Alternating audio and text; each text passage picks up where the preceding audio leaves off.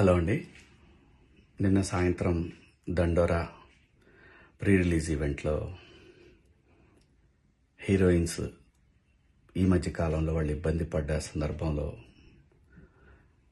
4 మంచి మాటలు చెప్పాలని చెప్తూనే 2 అన్పార్లమెంటరీ వర్డ్స్ నేను యూజ్ చేయడం జరిగింది. డెఫినెట్గా ఎవరికైనా వాళ్ళ మనోభావాలు దెబ్బతింటాయి.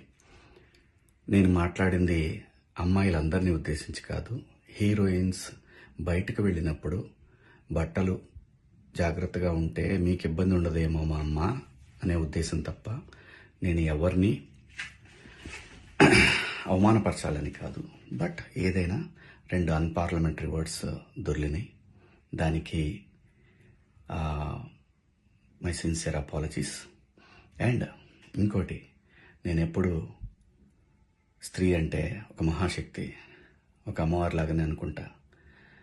ఎందుకంటే ఇవాళ సమాజంలో స్త్రీని ఎంత తక్కువగా చూస్తున్నారో మనందరం చూస్తున్నాం.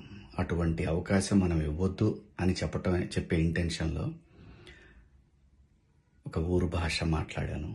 అది చాలా తప్పు. I know, my sincere apologies.